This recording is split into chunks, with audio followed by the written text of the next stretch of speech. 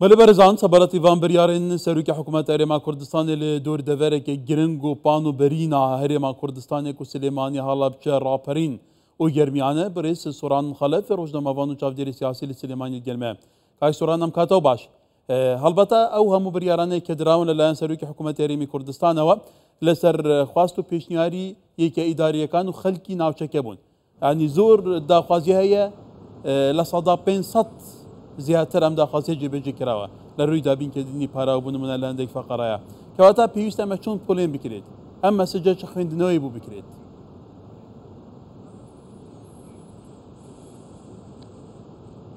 بەڵێ ئەو کاتەوە هەموو کاتێکتان باش ئەو کاتەی بینەرانی کوردستان 24 باش کاتەی هەموو خەڵکی کوردستان باش تەبانە و بڕیارانەی کە جەنابی سەرۆکی حکوومەت سەرۆک وەزیران وەک کەسایەتی وەکو سەرۆکی حکوومەت کە بینێتەوە لە جێبەجێکردنی و پرۆژانە خۆی بە ساحێبی هەموو کوردستانیان ئەزانێت و کوڕووکچیە وڵاتە هەم بە کوڕووکچی خۆی ئەزانێت و وڵاتە ئەرکی سەرشانی حکوومەت و کابینەکەی سەرۆک وەزیرانە کە خزمەتی بکات بۆیە دەبینی لە هەنگاوی یەکەمیا سەرۆک وەزیران تەصنیفی هەموو ئەو کەم و کورتیانە ئەکات کە لە ئەدای کارکردنی حکوومەت و یەکە ئیدارەکاندا کە لە ڕابردوو کاری کردووە لەسەری و بتوانێت جێبەجێ بکات و کەلێنەکان پڕ بکاتەوە و ئەبینین تیمێکی بەهێز و چاودێرێکی بەهێزی جەنابی سەرۆک وەزیران کاری لەسەرەوە کردووە شەونەخۆنی کردووە بۆی بتوانێت یەک لە دوایەکە و پرۆژانەی کە خەڵکی هەرێمی کوردستان و دانیشتوانی ناوچە جیاجەکانی کوردستان پێویستیان پێیەتی بتوانێت بەسەریان بکاتەوە و تەصنیفی هەموو کەم و کورتەکان بکات بۆی بتوانێت ڕوئایەکی جیاواز پێشکەش بکات و دەستی خزمەتگوزاریەکان کە لە ناوچەکانی هەولێر و دهۆکەیە بگاتە شارەوانەکانی سنووری سلێمانی ئیدارەی گەرمیان و ڕاپەڕین و پارێزگای هەڵەبجە بۆیە بینی سەرۆک وەزیران خۆشبەختانە لەگەڵ تیمەکەی دەبینی ناوە لە پارێزگای سلێمانی لە پارێزگای هەڵەبجە لە گەرمیان لە ڕاپەڕین لە شار و شارۆچکەکان بۆ کردنەوەی تەنانەت بچووکترین پرۆژە سەردانی و سنوورانە ئەکات و کەم و کورتەکان و دەستخۆشیەکان و پرۆژەکان بەسەر ئەکاتەوە و ئەرکێکی دیکەی سەرۆک وەزیرانەوەیە کە ئەبینین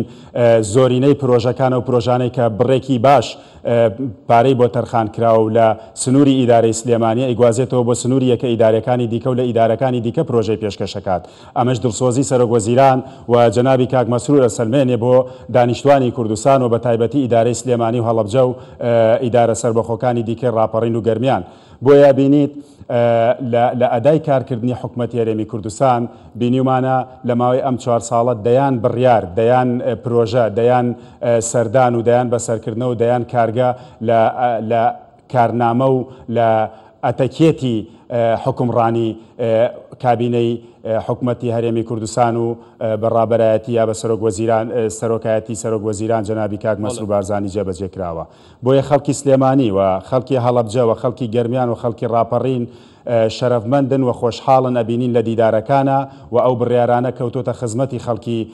سلێمانی و بە تایبەتکردنەوەی جادەی شەقامی 100 مەتری و زیادکردنی پێشینەکان و دامەزرانی گرێبەستەکان کە ئەبینین خۆشبەختانە لە کابینەکانی دیکە و بە تایبەتی لەم دوایانە بەهۆی ئەزمەی دارایی بەهۆی بڕینی بودجێ حکوومەتی هەرێمی کوردستان بەهۆی شەڕی نەگریسی داعش ئەمانە هەموو گرێبەست و دامەزراندن و پرۆژە و هەموو ئەوانەی پەک خست بوو کە لە پەکخستنەوە بچوو بووە بواری ئەوەی کە هەمویان پێویستیان بە نۆژەنکردنەوە هەبوو خۆشبەختانە بەپێی ئەو پلانەی کە دانرا بوو ئەوە ئەبینین ڕۆژ لە دوای ڕۆژ و ئەبینین لە حکوومەتی هەرێمی کوردستان جگە لە جێبەجێکردنی پرۆژەکان ئەبینین گرێبەستی دامەزراندنی کارمەند دەستی پێکردووە گرێبەستی دامەزراندنی خەڵکی کوردستان و دەرچوانی زانکۆ و پەیمانگاکان دەستی پێکردووە ئەمە جێگەی خۆشحاڵی خەڵکی کوردستانەوە بە تایبەتی دەرچووی زانکۆ و پەیمانگاکان و ماستەر و دوکتۆرەکان دامەزراندن هەیە زیاتر لە 400 کەس دامەزرێ بۆ دەم و دەستگای جیاوازەکانی ئەو ناوچەیە ئەگەرمە باسی ئەوە بکەین ینی دەسەڵاتەکانی شۆر کراونەتەوە بوو یەکەی داریەکان بۆ نمونە تو لە سلێمانی قسەیەکی لە پارێزگای سلێمانی لە سەدا 30 ئەتوانێت داهاتی ناوخۆی سلێمانی سەرف بکات بێژگە لە کۆمەڵی بریاری تر ئەمە تا چەند گرنگی خۆی هەیە لەوەی کە ئیدارەکانی ناوچەکە زیاتر بتوانن کاروباری هاوڵاتیان بە شوەیەکی باشتر ڕاپەڕێنن ئێمە دەزانین دامەزراوەی هەر وڵاتێک یان هەر دەوڵەتێک کە کابینەیەک دروستەکات یەکێک لە کارە هەرە گرنگەکانی ئەو حکوومەتە شۆڕکردنەوەی دەسەڵاتە بۆ یەکە ئیدارەکان چونکە دوجار سەرۆک وەزیران و تیمەکەی فریای ئەوە ناکەون ڕۆژ هەر ڕۆژەی لە پارێزگایەک و هەر ڕۆژەی لە جێگەیەک بن یان کۆی گشتی بڕیارەکان بگەڕێتەوە بۆ خۆیان چونکە بڕیارە استراتیژی و بڕیارە دیبلۆماسی و بڕیارە نێودەوڵەتیەکان و ئەو بڕیارانەی کە بۆعدی خزمەتکردنی گشتی هەیە ئەگەڕێتەوە بەلای خۆیان ئەوانەی کە لە چوارچێوەی بە پارێزگایان ئیدارەکانن دەسەڵاتی شۆڕ کردوێتەوە ئەمە خزمەتکردنێکی بێوچانە حتمما لە ئەم ئیدارەیەوە بە تایبەتی لەم کابینەیە هەستی پێکرێت بۆیە بینین ئێمە لە سنووری پارێزگای سلێمانی ئەو دەسەڵاتانە شۆڕ کراوەتەوە بە نمونە بیبینین کە دەبینین داهاتی پارێزگای سلێمانی زیاد کراوە 30% ئەو داهاتەی کە هەیە لە بەردەستی جەنابی پارێزگاری سلێمانی و ئیدارەکانە بۆ ئەوەی بتوانێت خزمەتی زیاتری ئەو پرۆژانە بکات کە پێویستی بە تەمویلکردن و بە زیاتر خزمەتکردنی ئەو ناوچانەوە هەیە بۆیە ئەمە یەکێکە لەو دەستکەوتانەی کە ئەبینین حکومەتی هەرێمی کوردستان کاری لەسەر کردووە چونکە دوجار خزمەتکردنی هاوڵاتیانی کوردستان ئەبێتە ئاپۆڕایەک و پرۆسەیەکە کە پێویستی بە خزمەتکردنەوە بە تایبەتی سنووری پارێزگای سلێمانی ئێمە دەبینین چەندین ساڵە بەهۆی هەر جۆرێک لە جۆرەکان کێشە بێت کێشەی سیاسی بێ یان کۆمەڵایەتی یان ئیداری بێت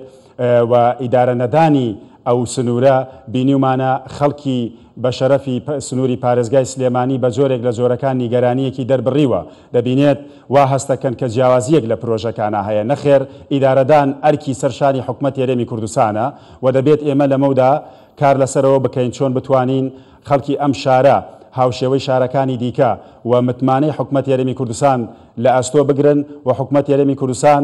چەتر ئاسا چۆن خوای گەورە لە قورئانە فەرمێ وما تحکم بالعدل والإحسان ئێمە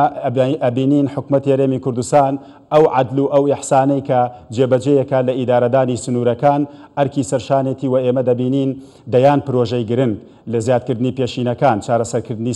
زەوی سندوقی و خانی زیادەڕۆیی لە سنووری پارێزگای سلێمانی کە بەڕاستی ئەمە جێگەی خۆشحاڵیە دەبینی زۆرترین چونکە بە حکمی ئەوەی ناوچەی گەرمیان ئیدارەی ڕاپەڕین لە هەڵەبجە لە سلێمانی زۆرترین خەڵکی هەژاری لێیە و ئەو خەڵکە هەژارانە ئێستا لە خانووی زیادەڕۆیی و لە ئەو شوێنانەی کە پێویستیان بەوەی حکومەتی هەرێمی کوردستان ئاوڕیان لێباتەوە مۆڵەتی دەرکردەوە فەرمانی دەرکردو لە ماوەی ساڵێک ئەوانە بۆیان جێبەجێ بکرێت و تاپۆ بکرێت بڕیارێکی دیکە کە ئەرکی سەرشانی حکومەتی هەرێمی کوردستانە کە چەندین ساڵە فەرمانبەران و خەڵکی ئەنفال و زیندانیانی سیاسی و خاوەن شەهید و کەسایەتی و فەرمانبەرانی هەرێمی کوردستان و مامۆستایان لێی بێبەشن پێدانی زەوی نیشتە جێبوونە بەڕاستی ئەمە ئەزمەیەکی دروست کردبوو لە کوردستانە کە دەبینین ڕۆژ لە دوای ڕۆژ بابەتی کرێچێتی زیادی دەکرد لە کوردستانە خەڵکی پرۆسەی هاوسەرگیری ناتوانی جێبەجێ بکات بەهۆی نەبوونی شوێنی نیشتە جێبوون حکومەتی هەرێمی کوردستان دوجار بڕیاری پێدانی زەوی بەسەر ئەو خانەوادەی شەهید و فەرمانبەران و مامۆستایان و هەموو ئەو کارگوزار و هەموو ئەو فەرمانبەرانی کە لە حکومەتی هەرێمی کوردستان بە جۆرێک لە جۆرەکان سیاسەتی حەکیمانە و شەفافانە و یاسایانەی جەنابی سەرۆکی حکومەتی هەرێمی کوردستان ئەم جارە جیاواز لە هەموو ئەو بڕیارانەی کە پێشوو دەرکراون هەموو ئەو فەرمانبەرانەشی کە خانەنشین بوون ئاخر ئەمە جیاوازیەکی گەورەیە لە سوڵتا چونکە لە هەموو دنیا بینیمانە ئەو کە فەرمانبەرانانەی کە خانەنشین ئەبن دوور ئەبن لە پێدانی ئیمتیازات چونکە دوجار بابەتی خزمەتکردنیانە گوازرێتەوە دەبنە خانەنشین و پێویستیان بە ئیسراحەتکردن هەیە ئەبینیت پێدانی زەوی ئەوانی شەگرێتەوە ئەمە بابەتێکە بەڕاستی جێگەی خۆشحاڵیە و خۆشحاڵیەکی گەورەی دروست کردووە. ئێمە بەشێکی مەیدانی ڕۆماڵمان کردو بۆ هەڵبەتە سەردانی سەرۆکی حکوومەت باو ناوچە هەر جارێک هاتە بێ پرۆژەیەکی ستراتیژیکی کردوتەوە سایلوی گەرمیان بەردی بناغی سایلوی هەڵەبجەدانا ئەوە پردی دەربەندی ڕانیە و زۆر پرسیتر ئەگەر ئێمە باسی چاکسازیەکان بکەین لە ڕوو چاکسازیە خۆ دەزانیم دەسەڵاتی گواستنەوەی میلاکات بە پارێزگای سلێمانی داوە زۆر جارە بینی لە فەرمانگەیەک زیاد لە پێویستی خۆی فەرمانبەری هەیە لە کاتێک لە فەرمانگەکانی تر وەکو پێویست فەرمانبەری نییە کەواتە گواستنەوەی فەرمانبەر لەم دایرە بوو دایرێکی تر ئەمە تا چەند ڕۆتینیا چارەسەرەکە تا چەند بخۆی ئیسلاحێکی ئیداریە کە زیاتر بتوانن کاروباری هاوڵاتیان ڕایی بکەن.